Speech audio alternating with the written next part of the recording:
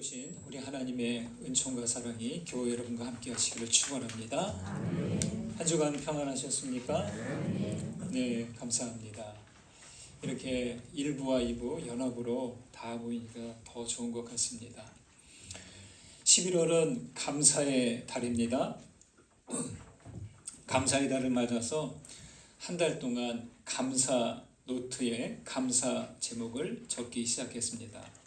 지난주에 감사 노트를 나눠드렸는데 감사 노트에 감사 제목 적고 계십니까? 예, 한 6분 정도? 예, 자신 있게 하시는 분은 우리 강공사님밖에 없으신 것 같은데, 네, 매일 감사 노트를 작성해 가는데요. 감사 제목이 얼마나 될까 기록해 보니까 금세 5개 이상이 돼요. 시간이 많이 걸리겠다 했는데 해보니까 10분도 안 걸려요. 예, 아마 해보신 분은 아실 거예요. 그리고 일주일이 지나서 어제 저녁에 일주일 동안 기록한 것을 이렇게 보는데요. 저의 일주일이 의미 있는 무언가로 가득 채워진 듯 했습니다. 그리고 이 감사 제목을 적어 보니까요, 아무렇지도 않았던 일에도 감사가 됐고요, 어떤 덩어리가 큰 일보다 소소한 일들에 더 감사가 됐습니다. 독일의 바이올린 장인 마틴 슐레스케는 이 빠진 연장을 다룰 때의 불편함을 얘기하는 거예요. 여러분, 연장에 이가 빠진 연장을 한번 다뤄보셨을 겁니다. 그러면서 우리 마음이 이 빠진 상태와 같을 때가 있다는 거예요. 그때 어려움을 이야기합니다. 그래서 마음이 무뎌지고 이 빠진 상태가 되면 어떻게 될까요? 그렇게 되면 만나는 모든 것에 상처를 입히게 된다는 거죠. 마음의 이 빠진 상태 무엇입니까? 독선적인 태도, 인색함, 교만함, 비뚤어짐, 온갖 걱정, 불평불만, 이런 것들이 우리 마음이 무뎌지고 이가 빠졌다는 증거입니다. 이런 상태가 계속되면 이 빠진 날이 나무를 핥히듯이 우리의 이 빠진 마음도 세상을 만나는 사람들을 핥히게 된다는 거죠. 이 빠진 마음의 대표적인 것이 바로 이 감사하지 못하는 마음이래요. 예, 여러분, 감사하지 못하는 마음 대충 보시면 안 됩니다. 감사하는 마음은 충만함을 느끼게 해요. 반대로 감사하지 못하는 마음은 또 결핍을 느끼게 합니다. 제가 잘못 말한 것 같아요. 감사하는 마음은 충만함을 느끼게 하고요, 감사하지 못하는 마음은 결핍을 느끼게 합니다. 어떤 모습으로 지낼지 스스로 결정할 수 있어요. 충만한 상태로 살지 결핍한 상태로 지낼지는 각자의 몫이 됩니다. 여러분의 마음 상태는 지금 어느 쪽에 더 가깝습니까? 감사로 인한 충만함입니까? 감사하지 못함으로 인한 결핍한 상태입니까? 바울 사도는 데살로니가 전서에서 말했죠. 항상 기뻐하라, 쉬지 말고 기도하라, 범사에 감사하라. 이것이 그리스도 예수 안에서 너희를 향하신 하나님의 뜻이니라. 이렇게 말했죠. 기뻐하라, 기도하라, 감사하라, 이 세 가지는 별개의 것이 아니에요. 서로 밀접하게 연결되어 있습니다. 왜 기뻐합니까? 왜 기도합니까? 왜 감사합니까? 우리는 그리스도로 말미암아 하나님께 연결되었기 때문이고 하나님의 자녀가 되었기 때문입니다. 이것 하나만이라도 우리가 기쁨과 기도와 감사의 이유가 됩니다. 여러분, 이 기뻐하기, 기도하기, 감사하기는 자녀들에게 요구하시는 하나님의 뜻이래요. 이것은요, 부탁이 아니에요. 명령과도 같습니다. 그래서 바울은 기뻐하라, 기도하라, 감사하라, 명령형으로 말합니다. 그리고 일시적으로 가끔 하는 일이 아니라 계속 끝까지 해나가야 하는 일이죠. 항상 기뻐하시고 쉬지 말고 기도하시고 범사에 감사하시는 여러분 모두 되시기를 진심으로 권면드립니다. 아멘. 항상 기뻐하고 쉬지 말고 기도하고 범사에 감사하라. 그 이유는 그리스도를 믿음으로 하나님께 연결되었기 때문이고 하나님의 자녀가 되었기 때문입니다. 줄여 말하면 삼위 하나님이 우리의 기쁨과 기도와 감사의 이유가 되시기 때문입니다. 여러분, 만약 하나님이 아니시라면 어떻게 될까요? 하나님이 아니시라면 우리의 기쁨과 기도와 감사의 이유가 계속 항상 쉬지 않고 범사에 이어질까요? 멈추고 말 것입니다. 모세는 약속의 땅에 들어가기 전에 범사에 감사하기를 바라시는 하나님의 중요한 명령을 전하고 있습니다. 그게 바로 신명기 내용입니다. 오늘 말씀 7절과 10절을 먼저 보실까요? 7절 읽습니다. 내 하나님 여호와께서 너를 아름다운 땅에 이르게 하시나니 그곳은 골짜기든지 산지든지 시내와 분천과 샘이 흐르고 10절 내가 먹어서 배부르고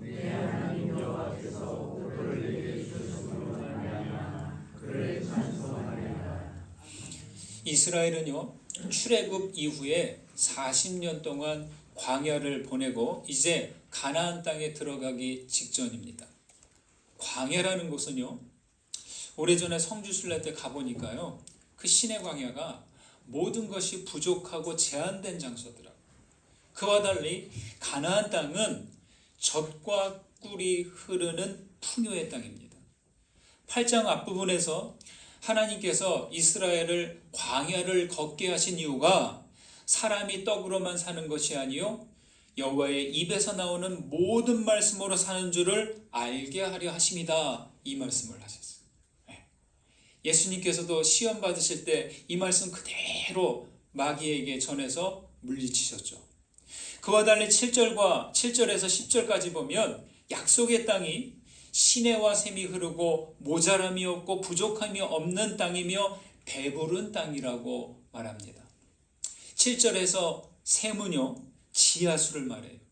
그러면서 이 샘이라는 말이 트로모스인데 본래는 창조 이전의 원초적인 깊은 물을 가리킵니다.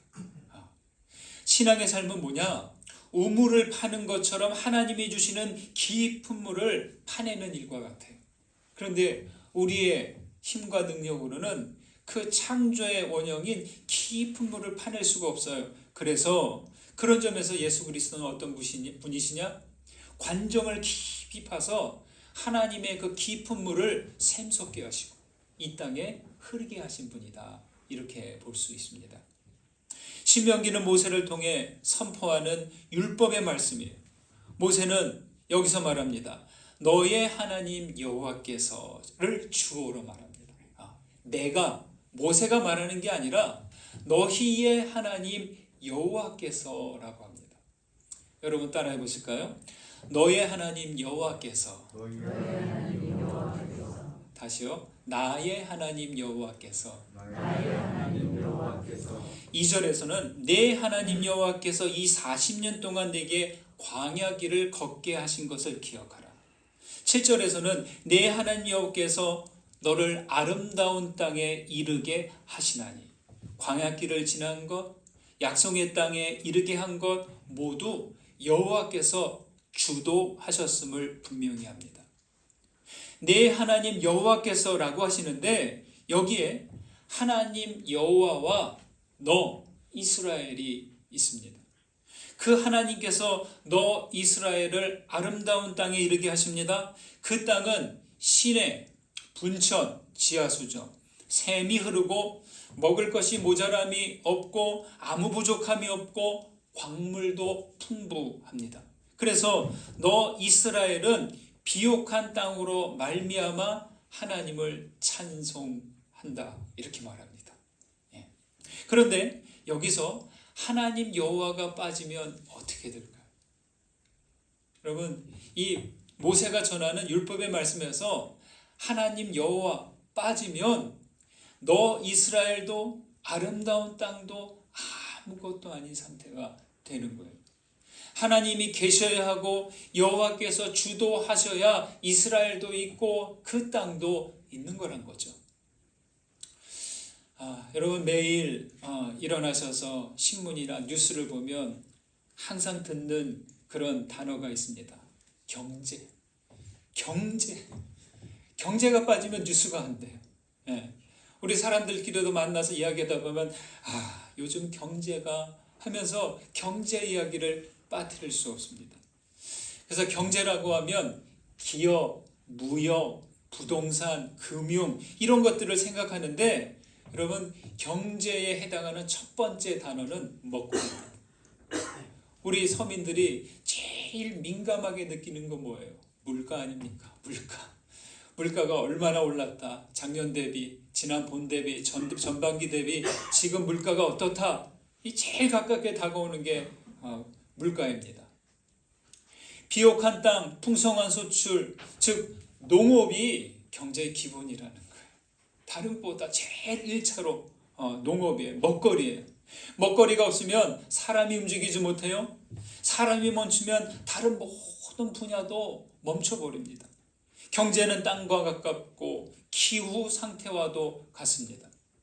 여러분 하나님이 주도하셔야 땅이 비옥하게 되고 기후가 제 모습을 찾는 거예요. 따라서 저는 여호와 하나님께서 경제를 주관하시도록 해야 한다고 생각합니다. 무역 수지가 올라가고 GDP가 올라가는 게 경제가 좋아지는 게 아니에요. 여러분 숫자로 표현되는 경제는 그 뒤에 그늘이 있어요. 하나님이 주도하시는 경제가 되어야 합니다. 모든 분야에서 균형을 이루고 무조건 성장 일변도의 경제가 아니라 생태와 사람과 자연과 만물이 균형 있게 나아가는 것이 참된 경제이죠. 그런데 오늘날 경제는 누가 주도합니까? 인간이 주도합니다. 세상 모든 것을 우리 인생들이 다 주도하려고 합니다. 정확히 말해 인간의 욕망이 경제를 주도하고 있습니다. 영적으로 말씀드립니다. 정말 위험합니다. 인간의 욕망은 끝이 없기 때문에 위험합니다. 과도한 욕망은 하나님 앞에 엎드리지 않고 만몬 신에 가서 엎드리기 때문입니다. 만몬은 탐욕의 신이에요. 만몬에 엎드린 인생은 자연을 고갈시켜요. 인생들을 억압합니다. 미래의 자원까지 끌어다 사용합니다. 더 많이, 더 빠르게, 더 높이, 더 강하게 이 구호를 외치면서 무한 질주를 하고 있습니다. 그렇게 살면 행복할까요? 일시적으로는 그럴 수 있어요. 세상은요, 행복을 이렇게 말해요. 소유를 욕망으로 나눈 것이 행복이다. 그래서 여러분 소유를 크게 하려고 풍요를 추구합니다. 그렇게 되면 행복할까요? 그렇지 않습니다. 소유보다 분모에 있는 이 욕망의 크기가 커지는 게 더 빨리 커지기 때문에 소유가 아무리 많아져도 만족하지 못해요. 여러분 학자들은 이야기합니다. 우리 지구에 있는 모든 인류가 앞으로 지금처럼 풍요를 누리고 살려면 지구와 같은 별이 한 2개는 더 있어야 된대요. 여러분 이대로 살면 우리 미래 세대가 생존하기에 무척 힘들다는 이야기입니다. 소유가 하나 많아지면 욕망은 2개, 5개, 10개 기하급수적으로 커지기 때문에 결코 만족하지 못하고 행복감을 얻지 못합니다.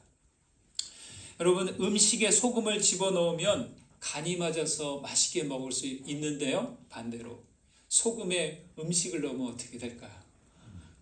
그거 먹을 수 없는 거죠. 인간의 욕망도 마찬가지예요. 우리 인생의 삶에 간을 맞추듯 조금씩 욕망을 넣어서 활용해야지 이 욕망 속에 삶을 집어넣으면 그건 살 수 없는 거죠. 여러분 많은 인생들이요 자기 삶을 욕망 속에 던져버리고 있습니다. 욕망이란 소금을 내가 맞추려고 하면 안 돼요. 예, 모든 것을 주관하시는 하나님께서 이 욕망을 조절할 수 있도록 맡겨드릴 수 있어야 합니다. 더 많이, 더 빠르게, 더 높이 외치는 욕망이 주도하는 삶이 아니라 모든 것을 하나님께서 이끌어 가시도록 주도권을 내어드리시고 주님과 동행하시는 우리가 되셨으면 좋겠습니다. 그 다음 11절과 14절을 보시겠습니다. 11절 읽습니다. 내가 오늘 내게 명하는 여호와의 명령과 법도와 규례를 지키지 아니하고 내 하나님 여호와를 잊어버리지 않도록 삼갈지어다. 14절 내 마음이 교만하여 내 하나님 여호와를 잊어버릴까 염려하노라.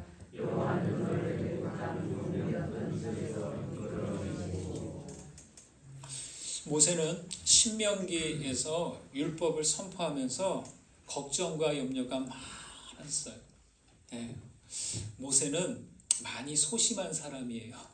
네, 신중한 사람이고, 그러니까 다른 누구보다도 염려가 컸어요.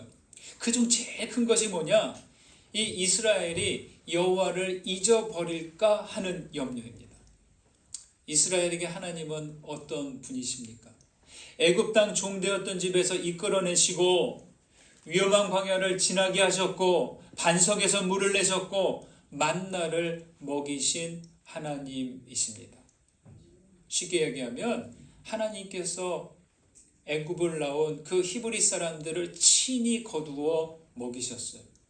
그리고 한 사람이 경험한 것이 아니라 민족 전체가 40년을 같이 경험한 분이시라는 거예요. 기적과 사건과 이야기와 역사가 있어요. 생사고락을 같이 했는데 그런 여호와를 잊어버릴까 걱정합니다. 에이, 걱정 마세요. 우리가 어떻게 하나님을 잊어요? 아니요, 있습니다. 모세는 인간이 얼마든지 그럴 수 있음을 알고 있어요. 그것은 어떤 때이냐? 마음이 교만해질 때라. 인생이 제일 위험할 때가 이 마음이 교만할 때예요. 교만은 여호와의 명령과 법도와 규례를 지키지 않습니다. 교만해진 인생은 누구의 명령도 듣지 않고 따르는 규칙이 있어요. 어떤 규칙이냐? 자기 규칙, 나 규칙. 사람은 배고프고 집이 없을 때에는 도울 사람을 찾아요. 모르면 좀 알려줄 사람을 찾아가요. 그렇지만 은금과 소유가 풍부하면 절대 안 찾아요. 내가 아는 지식이 있으면 누구에게도 물어보지 않습니다. 이스라엘은 광야에서 시련을 받으면서도 약속의 땅에 대한 기대와 희망을 품을 수 있었어요. 그런데 이 가나안에 진입한 후에는 그 땅의 풍요가 오히려 시험거리가 되었습니다. 이 모든 재산이 하나님께서 그들에게 준 축복인데 이스라엘이 자신이 노력으로 획득한 것이라고 착각하면서 문제가 시작됩니다. 역사는 이것을 그대로 드러내고 있습니다. 우리 구약에 나온 대부분의 내용들이 이것을 가리키고 있습니다. 인생이 착각하는 것은요, 그 모든 먹을 것, 은금과 풍요가 하나님으로부터 말미암았다는 것을 잊어버립니다. 이것이 바로 교만입니다. 하나님을 잊어버리는 것은요, 깜빡 잊는 정도가 아니라 하나님이 더 이상 내 생활의 기본 원칙으로 생각하지 않는 것을 말해요. 말씀을 지키지 않는다는 것은요, 하나님을 잊어버린 상태예요.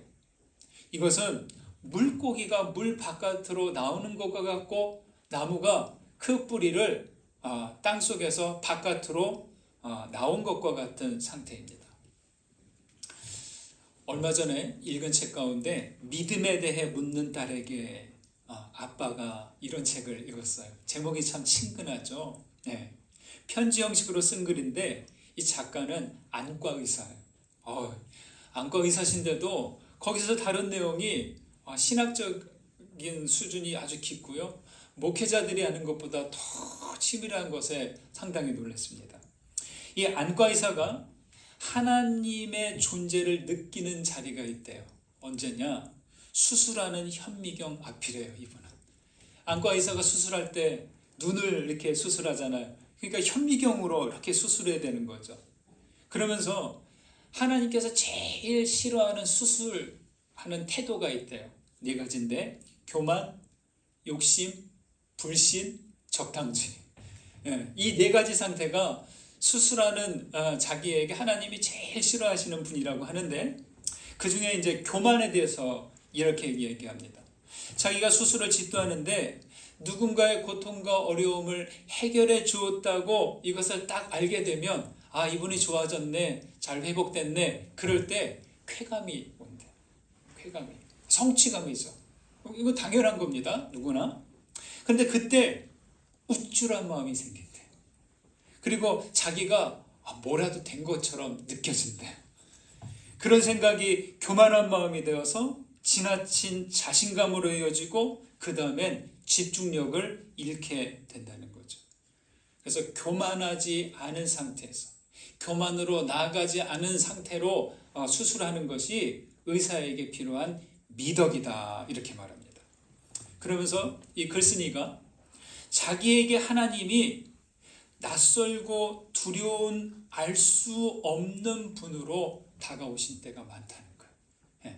하나님을 안다 그러면 하나님이 어떻게 나를 대하실지 예측이 되잖아요. 물론 그것도 좋은데, 하나님을 익숙하게 해서 예측을 하면 하나님의 그 깊은 의도를 자기가 건너뛸 수 있다는 거죠. 그러면서 알 수 없는 분으로 인간의 한계를 알려주고 끝없는 겸손을 요구하시는 분이다, 이렇게 말합니다. 조금 좀 이렇게 세밀하게 표현한 거지만 여러분 간단해요. 의사로서 자기가 교만하지 않도록 항상 깨우쳐 주시는 분이라는 거죠.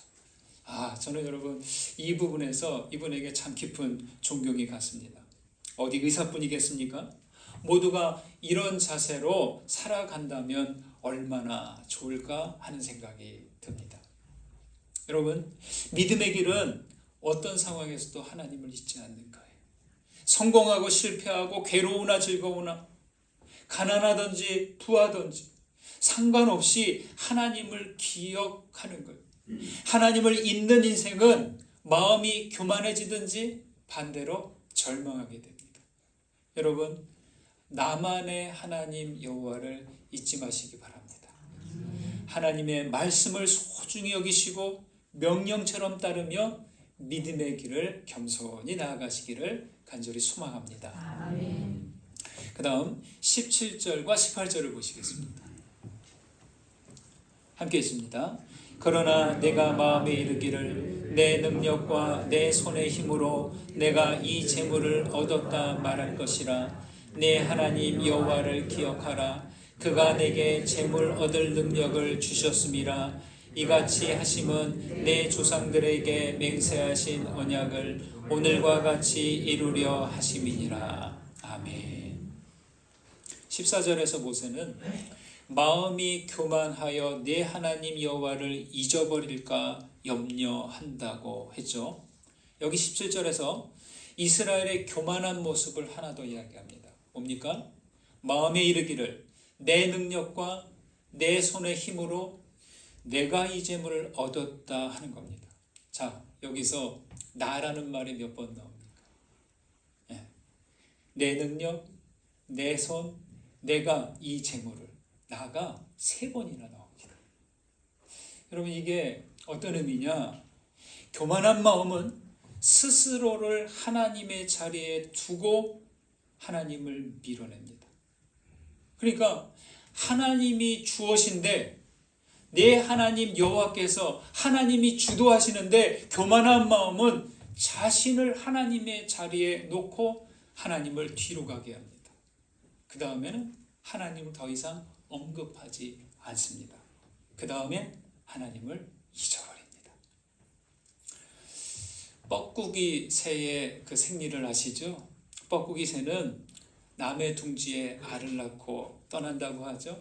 그러면 뻐꾸기 알은 다른 새들의 알보다 먼저 부화한대요. 그리고 덩치도 커요.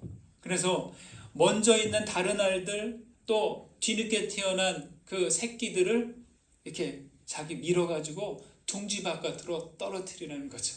그럼 아직 부화하지 않은 알은 떨어져서 깨지고, 이제 막 태어난 다른 새끼들은 떨어지면서 거기서 이제 또 죽게 되는 거죠. 그러면 어때요? 그 둥지 안에서 자기 혼자서 가짜 어미의 돌봄을 독차지합니다.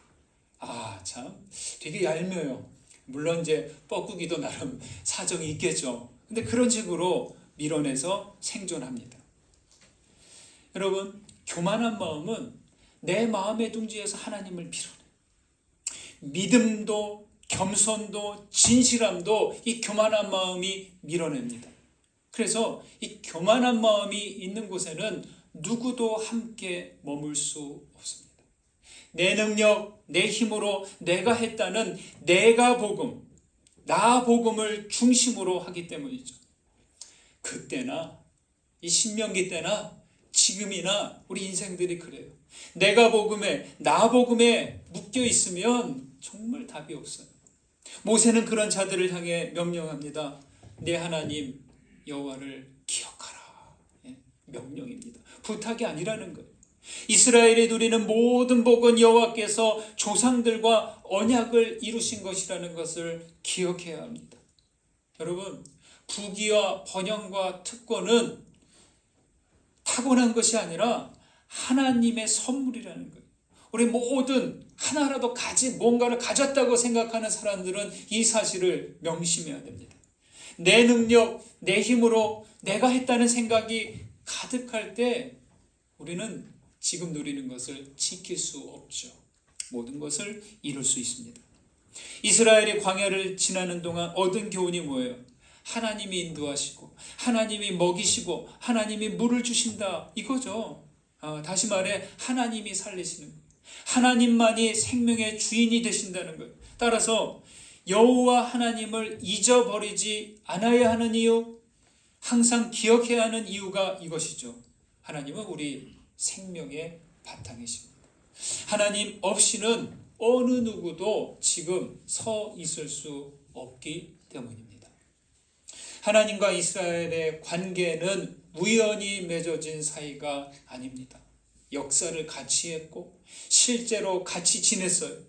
주님의 애굽에서 이끌어내셨고 광야를 지나고 만나와 물을 내셨어요. 그렇게 함께 지냈는데 어떻게 잊을 수 있을까요? 있습니다. 이스라엘은 얼마든지 그렇게 했습니다. 얼마든지 그럴 수 있는 것이 우리 인생입니다. 하나님을 기억하지 못하는 것, 단순 건망증이 아니라 영적인 치매 상태이죠.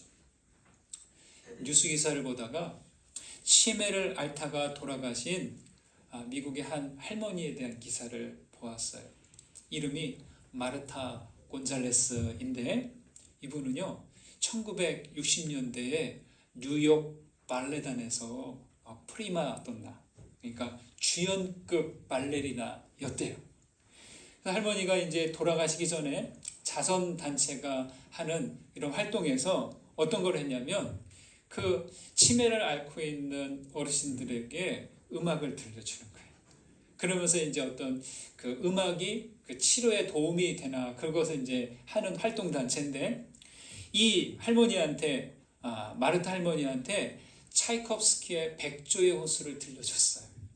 그래서 여기에 머리에 헤드폰을 이렇게 좋은 걸 탁 쓰고 탁 들려주는데 그 음악을 이렇게 듣고 있던 할머니가 휠체어에 앉아 있다가 그냥 그 발레할 때처럼 백조의 호수처럼 이렇게 팔을 이렇게 그 음악에 맞춰서 팔을 이렇게 내밀고 저렇게 내밀고 한참 동안 그 동작을 하더랍니다. 여러분 놀랍지 않습니까? 네. 행사를 주관하는 이 음악 감독이 이 마르타 할머니가 그 순간을 충분히 즐기도록 도왔고 그 할머니가 백조의 호수 음악에 맞춰서 이렇게 팔을 흔들면서 무용하는 그 장면이 자기 인생에서 가장 인상적인 순간이었다, 이렇게 말합니다. 그러니까 이 마르타 할머니는 치매로 인해 기억장애를 겪고 있지만 발레리나 시절 몸으로 익힌 이 무용 동작은 생의 마지막 그 순간까지 잊지 않고 있었다는 거예요. 여러분, 누군가에게 기억은 머리가 아닌 가슴에 새기고 더 나아가서 온몸에 새겨지는 것 같아요. 예. 사랑하는 여러분, 우리의 믿음은 지금 어디에 기억되고 있을까요? 머리입니까? 가슴입니까? 믿음은 우리의 온몸과 삶 전체에 하나님을 새겨가는 거예요. 하나님과 함께한 시간들을 새겨가는 거예요. 우리 인생은 욕망과 탐욕의 수위가 올라가면 하나님을 밀쳐냅니다. 마음이 교만함으로 부풀면 하나님을 지워내요. 그 뻐꾸기 새끼가 둥지에서 모든 것들을 밀어내듯이 이 교만한 마음이 하나님을 그렇게 밀어내는 거죠. 내가 했다, 내 능력으로 해냈다고 하면서 하나님의 존재를 부정합니다. 사랑하는 여러분, 그러나 여러분은 하나님을 잊지 마십시오. 기억하십시오. 하나님을 향한 믿음을 가슴과 온몸과 삶 전체에 새겨가시면서 믿음의 발걸음 이어가시기를 주님의 이름으로 축원드립니다. 받은 은혜 생각하시면서 거듭의 기도 드리십니다. 말씀 가운데 울림이 되고 깨달아진 것 붙으시고 기도로 올려드리십시오. 기도합니다.